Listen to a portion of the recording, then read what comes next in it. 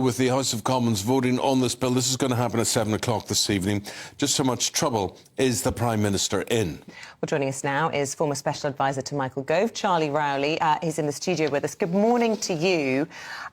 The Prime Minister was at the COVID inquiry all day yesterday. He'll be thrilled that he can actually get down to the nitty-gritty of trying to win over some of those rebels today. What are the numbers involved here? Because there's about, 40 of these right-wingers, but it takes 29 votes to throw off his legislation. I think that's absolutely right. I think it's about 27 vote against, or 29 vote against, 57 who could abstain. So we're looking at those ballpark figures. But there are 5 groups, as Mark Francois was saying, of people on the perhaps right wing of the Conservative Party that have all met and brought in their own lawyers who have gone over the emergency legislation that was announced by the Prime Minister and the Home Secretary last week, who feel, as Mark was saying, that the legislation doesn't go far enough. There'll be others on the other side of the Conservative Party wing, the more centrists, the more left, if you will, who think that it is perfectly sound legislation, that it goes further than any other legislation before to help limit migration, and that the government should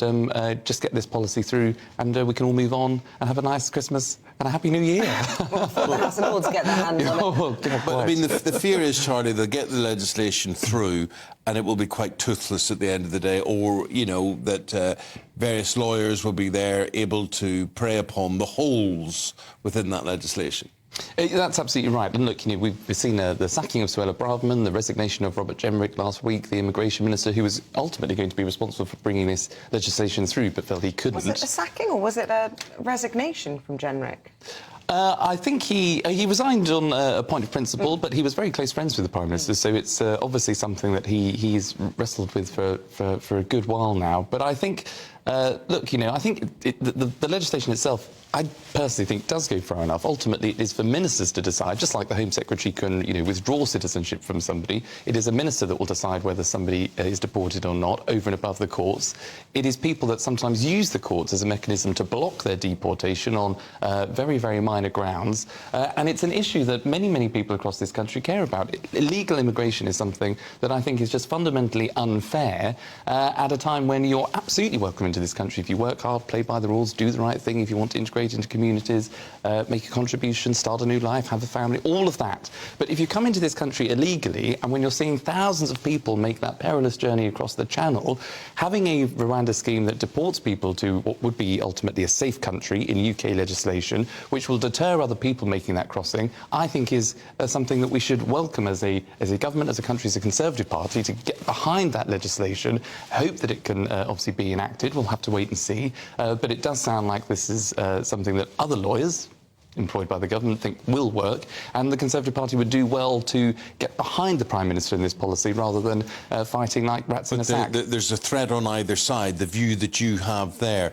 The idea is, if he was to go further and be more harsh about this legislation, then he would lose the support of that central ground, that one nation section of the party. That's absolutely right. And, when you are 13 years into government, when obviously you're slightly behind in the polls, more so than what the Prime Minister, I'm sure, would like to be, the idea that you have a divided party over any issue is also going to cause tension and a bit of nervousness. But when something is so fundamentally prevalent, where there is such an opposition to a policy, where there are MPs who are, as Mark was sort of asking for, to pull the legislation, I think that would be a wrong move, because the public want to see the government just do something about this issue. This is one of the top 5 priorities that the Prime Minister has. It's a #1 issue for the country. So the Conservative Party and the government just needs to get on and demonstrate how it can deliver for the British people. We heard evidence yesterday for the first time from the most senior civil servant in the Home Office. He was in front of 2 select committees, revealing that an extra 50 million had been spent on this scheme, so it brings it up to 290. But he said that there were payments for the 4th and 5th year, but he wasn't at liberty to disclose those. So the cost of this increasing. We also learnt that the Home Office is predicting the cost of these hotels to quadruple into the billions, something like 35 million a day in a few years' time if they don't get a grip of this. So this just exposes the pressure. But is it, and I always come back to this with Rishi Sunak, is there an element of political naivety that he has decided that this is the hill he wants to die on? when it is such a small fraction of the net migration total? You know, yes, if he could make it work, but he's not making it work. Just let it go, Rishi. Well, I think two things. I think if you go back to the start of the year when the Prime Minister set out his 5 priorities, 3 on the economy, 1 on the NHS and stopping the boats, I think people sort of said, well, you're going to achieve all of those anyway. So they're just, you know, they're small targets and you'll just be able to claim success and then go into an election to say, look at all these great things that I've done. Well, it's proven a lot harder, clearly, than what people thought.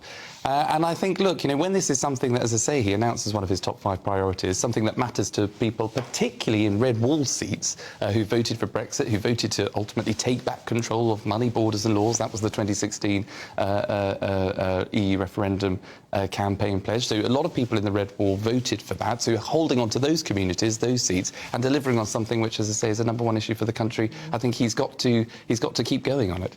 But if the lawyers keep going and keep objecting, Charlie, I just wonder where this leaves people like yourself who say, well, you know, just let's get this through and let's not make it any tougher. Why not make it any tougher? Why not just go for broke on it?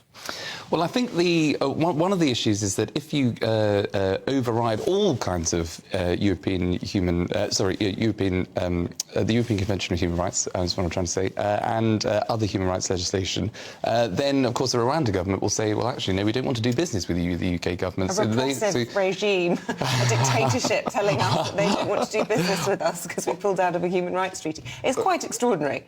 Well, it's a conversation that's obviously caused a few tensions, I'm sure. But I think ultimately, you know, agreeing the scheme, and look, there are other countries across Europe that are looking at the UK and thinking, oh, maybe we could do something similar. I know Germany were touting something not too dissimilar. So I think if you go too far, then of course you risk your own international standing as the UK if you're breaking international law wholesale or overriding all human rights legislation. There has to obviously be a process by which somebody might be able to appeal if they're deported or if the Home Office allocates somebody for deportation where they shouldn't be. But so you have to have those protections in place. But the fundamental thing about these emergency proposals is that they go further than any other Home Secretary, any other Prime Minister before to get on top of illegal migration. Do they go far enough? That is the question we will leave you with today. Final thought, crystal ball, will it go through tonight?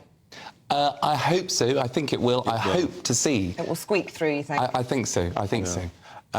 Charlie, stay with us this morning, and you've listened to what Charlie's had to say about where we stand with this bill and whether the government should go tougher on it or not. GBviews@gbnews.com.